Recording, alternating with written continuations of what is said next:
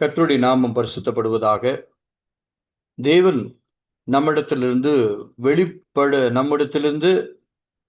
என்ன காரியங்களை வெளிப்படுத்த வேண்டும், நம்மிடத்திலிருந்து எதிர்பார்க்கும் காரியங்களை வேதத்திலே தெளிவாக வெளிப்படுத்துகிறதை நாம் பார்க்கிறோம் அநேக இடங்களிலே. அதிலே ஒன்று யோவான் எழுதின சுவிசேஷம் 15வது அதிகாரம் 4வது வசனம். யோவான் எழுதின சுவிசேஷம் 15:4. என்னில் நிலைத்திருங்கள், நானும் உங்களில் நிலைத்திருப்பேன். கொடியானது திராட்சை செடியில் நிலைத்திராவிட்டால் அது தானாய் கனி கொடுக்க மாட்டாதது போல, நீங்களும் என்னில் நிலைத்திராவிட்டால் கனி கொடுக்க மாட்டீர்கள் என்று வேதம் தெளிவாக சொல்கிறது. என் அன்பு தேவனுடைய பிள்ளைகளே, முதலாவதாக நாம் கர்த்தரில் நிலைத்திருக்க வேண்டும் என்றால் நாம் என்ன கிரியைகள் நம்மிடத்தில் காணப்பட வேண்டும் என்பதை இந்த வார்த்தையிலே தெளிவாக வேதம் யோவான் எழுதின சுவிசேஷத்திலே நமக்கு வெளிப்படுத்தப்பட்டிருக்கிறது. எந்த சூழ்நிலையிலும் அவரை விட்டு விலகாதபடி, அவர் அன்பை விட்டு விலகாதபடி அவரில் நிலைத்திருக்க வேண்டும். இதை முதலாவதாக தெளிவுபடுத்துகிறது இந்த வசனம். அப்படி என்றால் கிறிஸ்துவாகிய இயேசு கிறிஸ்துவை சொந்த இரட்சகராக ஏற்றுக்கொண்ட ஒருவர் ஆரம்பம் முதல் கடைசி பரியந்தம் வரை நிலை நிற்க வேண்டும் என்று தேவன் நம்மிடத்திலே எதிர்பார்க்கிறார், விரும்புகிறார். அதுதான் கிறிஸ்துவில் நிலைத்திருப்பது என்று வேதம் தெளிவாக சொல்கிறது.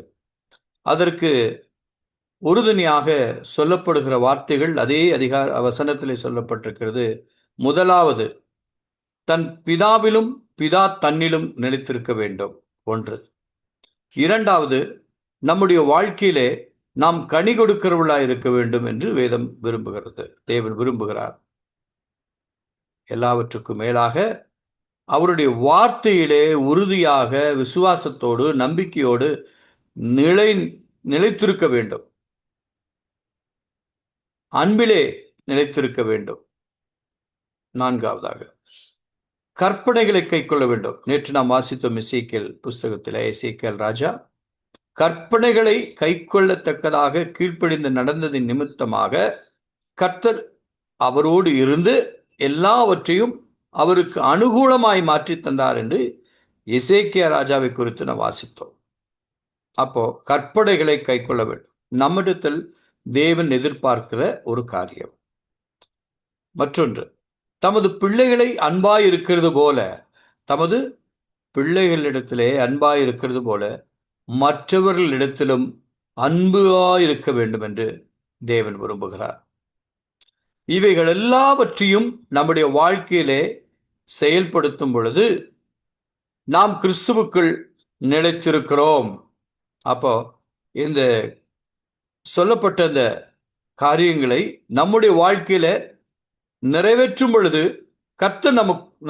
கர்த்தரோடு நாம் நிலைத்திருக்கிறோம். இதை நாம் தெளிவாக புரிந்து கொள்ள வேண்டும். ஆயினாலே நாம் செய்ய வேண்டிய காரியம், தேவனுடைய சமூகத்தில் நம்மை முழுவதுமாக ஒப்பு கொடுத்து அறிக்கை செய்து மனம் திரும்பி கிறிஸ்துவிலே நிலைத்திருக்க நம்மை தாழ்த்த வேண்டும். இன்று மனம் திரும்பி என்று ஒரு வார்த்தை வருகிறது. இந்த நாளிலே உடன்படிக்கை ஆராதனை ஒன்று இருக்கிறது, பேப்டிசம் சர்வீஸ், ஞானஸ்தானம்.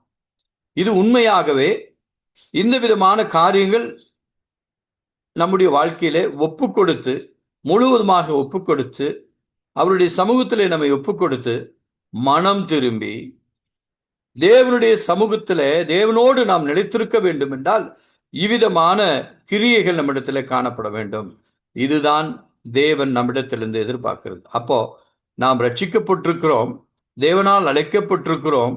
நாம் எந்த நாளிலே ரட்சிக்கப்பட்டிருக்கிறோமோ, எந்த நாளிலே அவரால் முன்குறிக்கப்பட்டிருக்கிறோம், அந்த நாள் முதல் முடிவு வரை, சுவாசம் முடியும் வரை என்று நாம் பாடுகிறோம். சுவாசம் முடியும் வரை நாம் கர்த்தரை விட்டு விலகாதபடிக்கு அவருடைய சமூகத்தை நித்தமும் நாடி அவரோடு நிலைத்திருக்க நம்மை முழுவதுமாய் ஒப்புக் கொடுக்க வேண்டும்.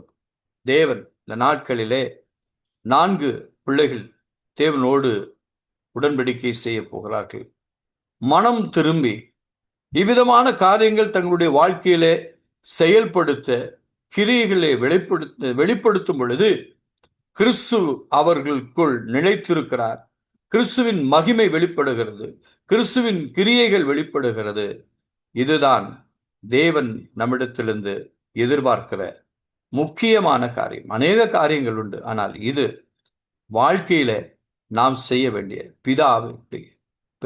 தன் பிதாவிலும் பிதா தன்னிலும் நிலைத்திருக்க வேண்டும், கனி கொடுக்க வேண்டும், வார்த்தையிலே நிலைத்திருக்க வேண்டும், அன்பிலே நிலைத்திருக்க வேண்டும், கற்பனைகளை கை கொள்ள வேண்டும். உடன்படிக்கை, அதுதான் உடன்படிக்கை. தேவனோடு உடன்படிக்கை செய்கிறவர்கள் இந்த கற்பனைகளிலே முக்கியமாக கற்பனைகளை கை கொள்ள வேண்டும். கற்பனைகளில் என்னென்னலாம் சொல்லப்பட்டிருக்கிறது வேதத்தின் அடிப்படையிலே. மற்றொன்று, தமது பிள்ளைகளிலே அன்பாயிருக்கிறது போல மற்றவர்களிடத்திலும் அன்பாயிருக்கும். உன்னை போல பிறனையும் நேசி என்று வேதம் சொல்லுகிறது. என் அன்பு தேவனுடைய பிள்ளையே, இவைகளெல்லாம் நம்முடைய வாழ்க்கையிலே செய்யும் பொழுது கர்த்தர் நமக்குள் நிலைத்திருக்கிறார். இது வேதத்தின் வார்த்தையினுடைய உறுதியான வார்த்தை, நம்பிக்கையான வார்த்தை, விசுவாசத்தின் வார்த்தை. நம்மை வாழ்க்கையிலே ஒரு மனம் திரும்பி ஆவிக்குரிய கனிகள் காணப்படத்தக்கதாக நம்மை முழுவதுமாய் ஒப்புக் கொடுப்போம். நிச்சயமாகவே கர்த்தர் இந்த நாளை உங்களுக்கு ஆசீர்வாதமாக்கி தருவாராக. ஜெபிப்போம்.